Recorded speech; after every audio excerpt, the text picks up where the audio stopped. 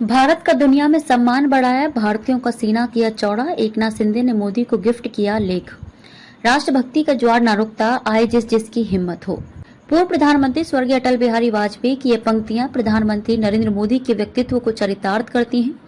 पिछले 9 वर्षों से प्रधानमंत्री पद पर रहकर सही मायने में मोदी ने भारत देश को दुनिया भर में सम्मान के साथ खड़ा किया है, आम भारतीय का सीना चौड़ा किया है। रविवार को समग्र देश ने पूरे मान सम्मान के साथ उनका 73वां जन्मदिन मनाया। ऐसे सशक्त विश्व नेता के लिए हृदय में सो स्फूर्त जीवेत शरत शतम की भावना आती है। वे स्वस्थ दीर्घायु हो और उनके नेतृत्व में देश के विकास की महाशक्ति की दिशा और तेज हो, यही मां जगदम्बा के चरणों में प्रार्थना है। वर्ष 2014 से पहले देश 2G घोटाला, कोयला घोटाला, कॉमनवेल्थ घोटाला जैसे कई घोटालों के कारण भ्रष्टाचार के दलदल में फंस गया था। महंगाई चरम सीमा पर पहुंच गई थी, जनता निराशा में डूबी हुई थी, विकास ठप सा हो गया था। हम पर आतंकी हमलों के खौफ का साया था, इसलिए देश की जनता ने इस स्थिति में बदलाव का निर्णय लिया और उसके बाद भारत में विकास के एक नए युग का प्रारंभ हुआ। देश को मिला रोज 18 घंटे काम करने वाला नेता। पूरे देश ने प्रधानमंत्री नरेंद्र मोदी पर भरोसा दिखाया और देश की बागडोर उनके हाथों में सौंपी।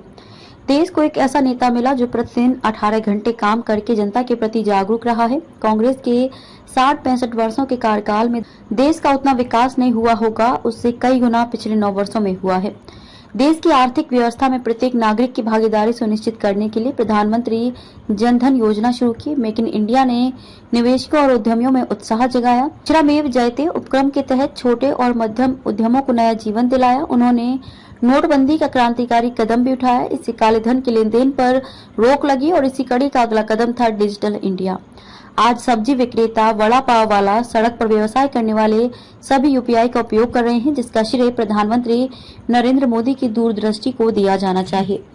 अजीत पवार ने नहीं बंधवाई राखी, रक्षाबंधन की पुरानी तस्वीरें देख दादा को याद कर रो पड़ी सुप्रिया सुले। 2 अक्टूबर 2014 को महात्मा गांधी की जयंती पर प्रधानमंत्री द्वारा स्वच्छ भारत अभियान शुरू किया गया था, जो बाद में एक जन आंदोलन में बदल गया। जब नागरिकों को शौचालय जैसी बुनियादी सुविधा भी नहीं मिल पा रही थी, तब सत्ता में आते ही स्वच्छता अभियान चलाकर देश भर की शहरी, ग्रामीण और आदिवासी इलाकों में लाखों शौचालयों का निर्माण कराया गया। जनता से सीधे संवाद करने के लिए उन्होंने मन की बात जैसे उपक्रम शुरू किए और 100 एपिसोड पूरे करने के बाद भी ये सिलसिला जारी है। देश की अर्थव्यवस्था को दुनिया के शीर्ष 5 में शामिल करने के लिए उन्होंने आत्मनिर्भर भारत का मंत्र दिया। जीएसटी के माध्यम से एक देश एक कर योजना लागू की।